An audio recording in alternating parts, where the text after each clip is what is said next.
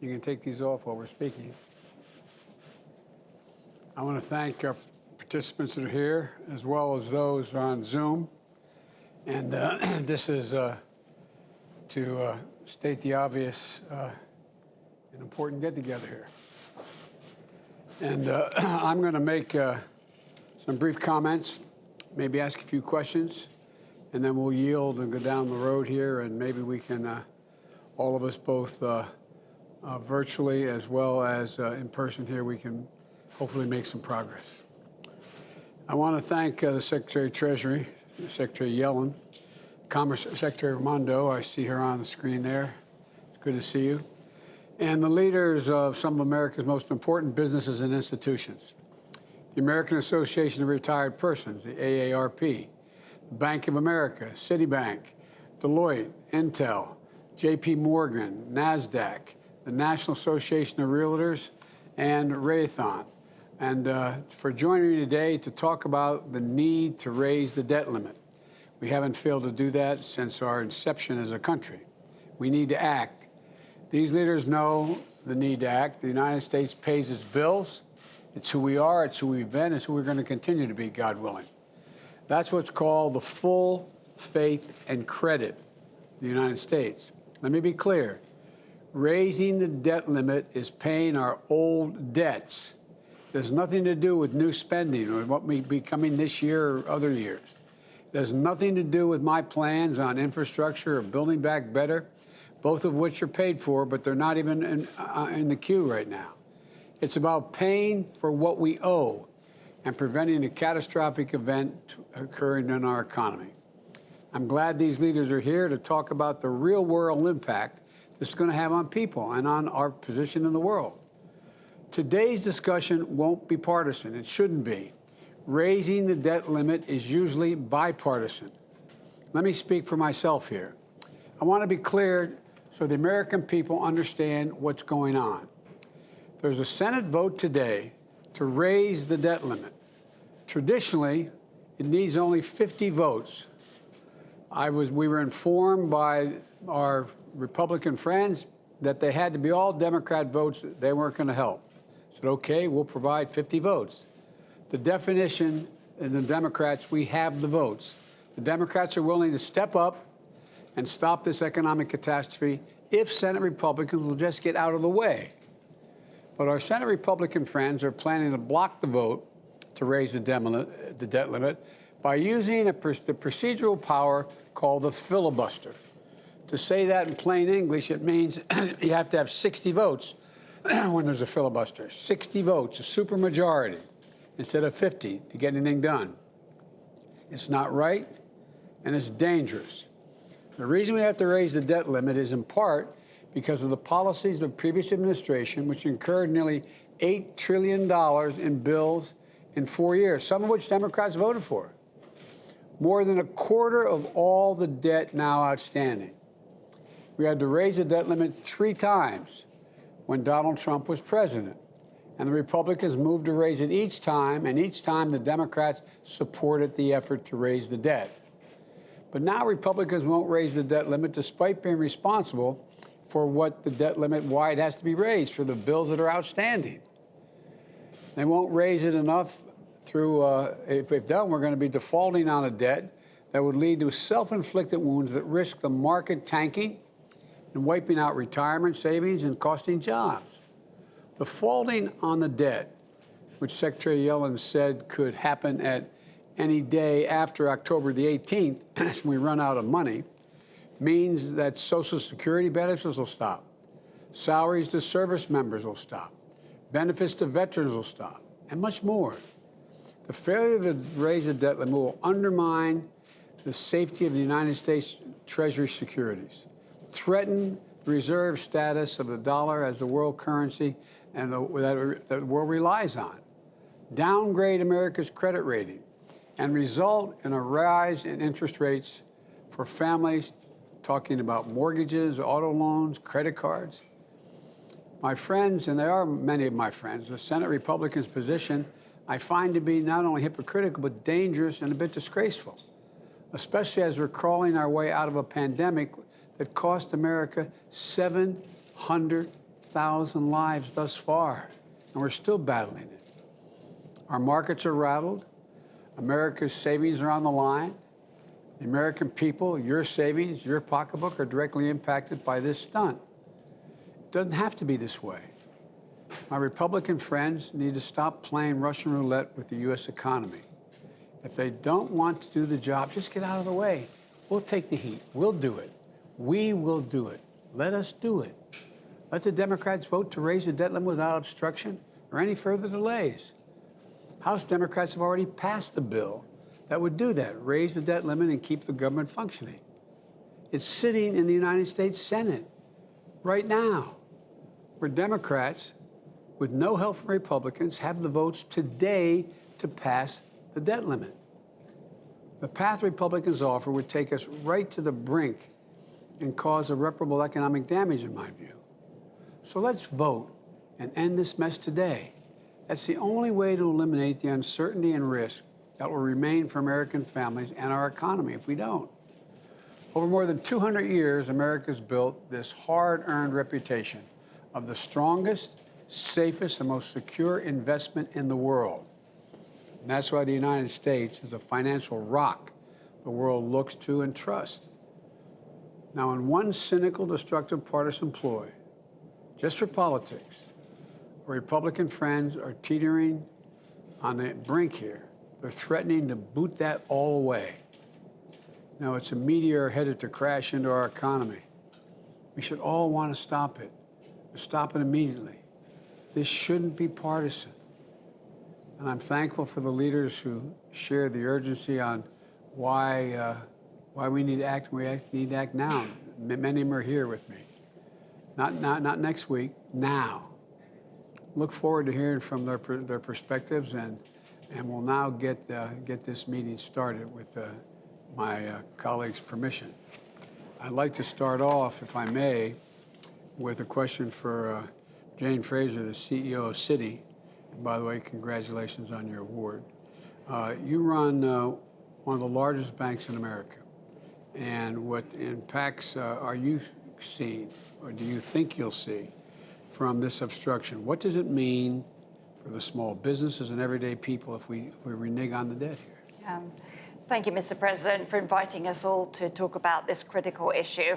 As the head of the bank, I don't have insight on what the right legislative solution is, but I can tell you that from an economic perspective, we need to resolve this issue very quickly.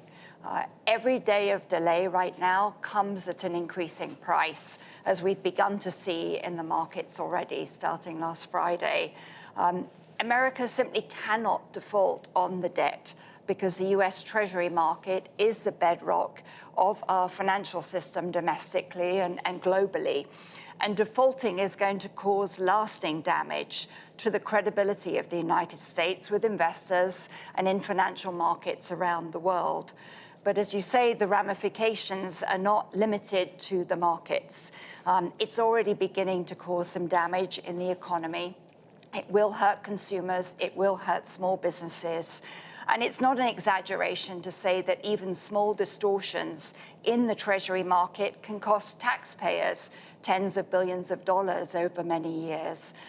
Consumers can be burdened with higher borrowing costs very quickly, whether they're putting something on a credit card or they're getting a mortgage. And for small businesses trying to recover from the pandemic, this comes at a very critical time. So we just can't wait to the last minute to resolve this. We are, simply put, playing with fire right now. And our country has suffered so greatly over the last 2 years. The human and the economic cost of the pandemic has been wrenching. And we don't need a catastrophe of our own making to undermine the progress that is underway. So we really urge the administration and Congress to do what's necessary to resolve the situation for the good of our economy, for the good of our country. Thank you, Mr. President.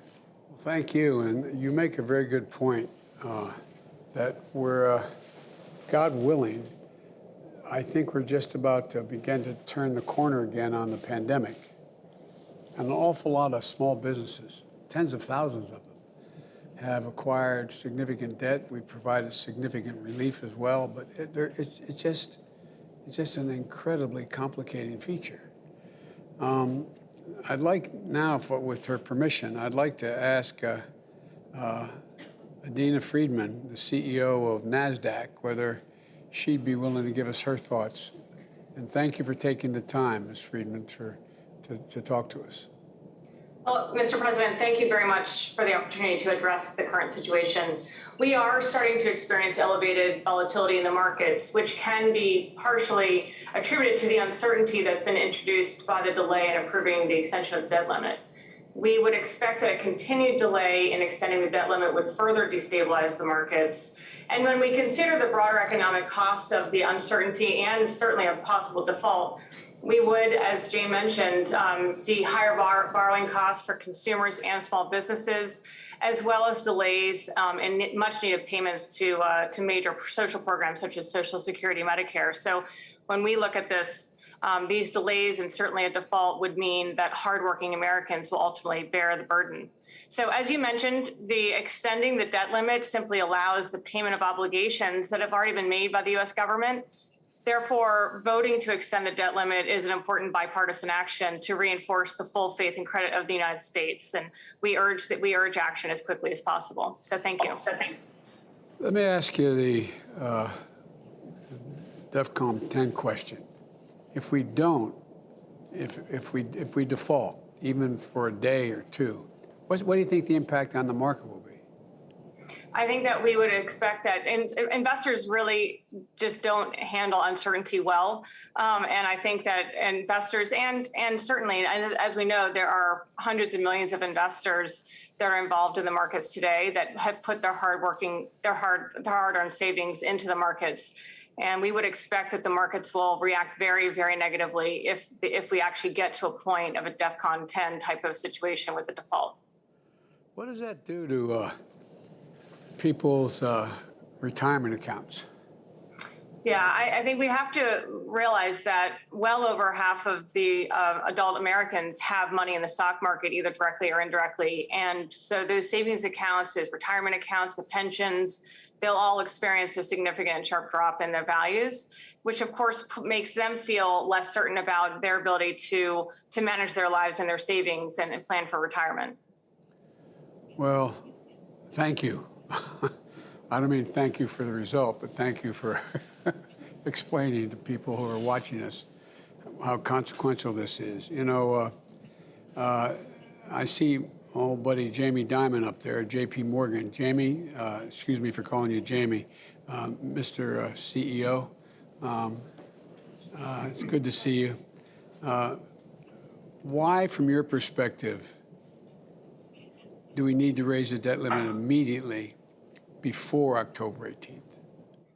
Mr. President, thank you. You can call me Jamie, that's fine, and appreciate you having us all here. Mr. President. Anyway, there are 5 quick points I want to make. Number 1 is really a morality point. We all teach our children that we're supposed to meet our obligations. I don't think the nation should be any different. Number 2, we should never even get this close. There are huge economic costs already being borne by companies and lawyers trying to figure out what this means if something like this ever happens. It's already affecting the stock market, et cetera, as you've heard from some of the folks here. Number 3, we should get rid of the debt ceiling. We don't need to have this kind of brinkmanship every couple of years. Number 4, an actual default. An actual default would be unprecedented. The things we know that it would do are very bad, and it could be potentially far worse. The effects would be cascading. So day 1 would be bad, but the cascading effects in the ensuing weeks could go anywhere from a recession to a complete catastrophe for the global economy. And I don't know why anyone would take a chance like that. And number 5, America's role in the world is essential. We are the bedrock. The American Treasury is the bedrock. Our credibility, we're being watched right now by our allies and unfortunately our enemies.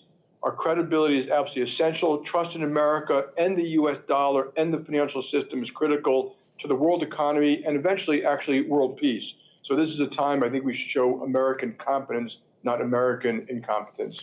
Well, I'm glad you raised that last point because when I got back from the G7 and subsequently with a number of virtual meetings with my colleagues and heads of state, I know Brian Moynihan knows about this as well.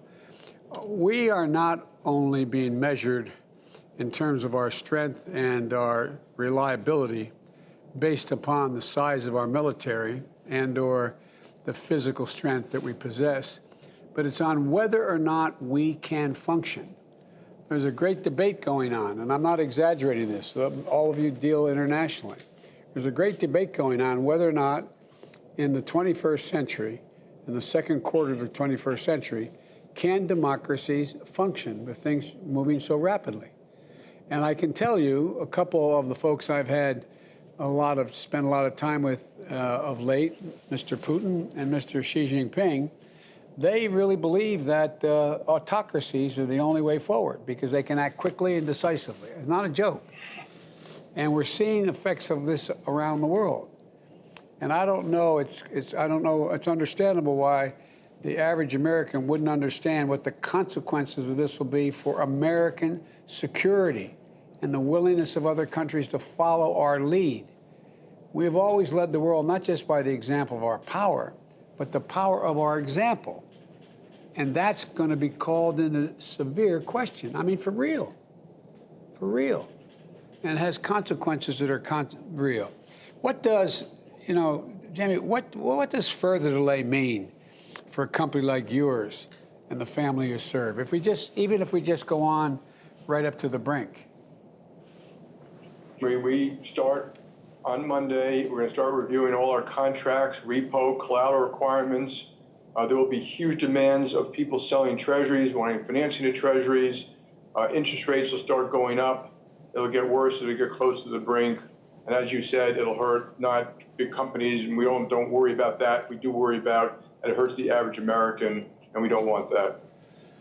Well, I thank you. We're going to get to everybody, but I'm going to yield to the Director of the Office of Public Engagement, former Chairman of the Black Caucus in Congress, Cedric Richmond. Cedric?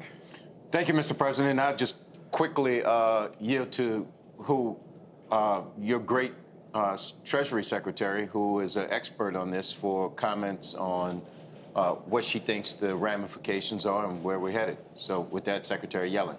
Thank you, Cedric. Thank you, Mr. President. And let me thank the business and community leaders who have joined us here today. I wish we could be meeting to discuss another topic, finding solutions to climate change or how to better invest in the future of our economy. But the urgency of the debt limit situation demands immediate attention. And I want to be clear about my position. First, this is an urgent matter. It must be resolved immediately.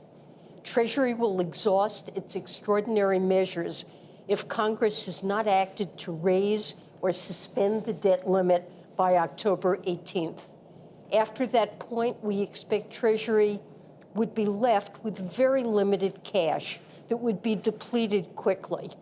And as we've seen in the past, and as this group knows, even delaying action can cause harm to business and consumer confidence, raise borrowing costs, disrupt financial markets, and cause a downgrade of the U.S. credit rating. Second, let me be clear, this would be a catastrophic outcome, and this catastrophe would occur on two dimensions. The first relates to the financial system and macroeconomy. If Congress does not take action to raise the debt limit, Treasury's cash balance will reach an insufficient level to pay the nation's bills, and America would default for the first time in history. And default will call into question the full faith and credit of the United States. Our country would likely face a financial crisis, causing interest rates to rise quickly and restricting access to credit. Our fragile recovery would be thrown into reverse. We would likely experience a recession. Millions of jobs would be lost, and the pain would endure well past the resolution of the crisis. The second catastrophe would be borne by all the Americans who directly receive any sort of payment from the federal government. Every Social Security beneficiary, every family receiving a child tax credit, every military family waiting for a paycheck, or small business owners receiving a federal loan. They're all at risk. Millions are without sufficient savings to forego an expected check. And for these households and businesses, the impact would be devastating. To take one heartbreaking example, millions of seniors who depend on Social Security for their support would have to make awful choices, such as deciding whether to pay rent or buy groceries. And the same goes for parents of young kids expecting a child tax payment. Hopefully, it goes without saying, this is not only bad for people, it's equally devastating for American companies. For decades, our country has earned a reputation for being a welcoming and a reliable place to do business. We respect the rule of law. We honor our debts. And this reputation has benefited us in many ways, including the ability to keep interest rates low and for the dollar to serve as the world's reserve currency. Ultimately, these benefits have helped us lead in the world economy and become a more prosperous nation. And yet today, we are staring into a catastrophe in which we surrender this hard-earned reputation and force the American people and American industry to accept all the pain, the turmoil, and the hardship that comes with default. It's unnecessary, and it must be avoided at all costs. Congress must address the debt limit immediately. Thanks. I look forward to continued conversation. Thank you, Secretary Yellen. And Mr. President, as we heard earlier from Jane, about half of adults have money in the stock market, either directly or indirectly, and we know that 50 million people rely on their Social Security checks to make ends meet. So I'd now like to turn it over to Joanne Jenkins.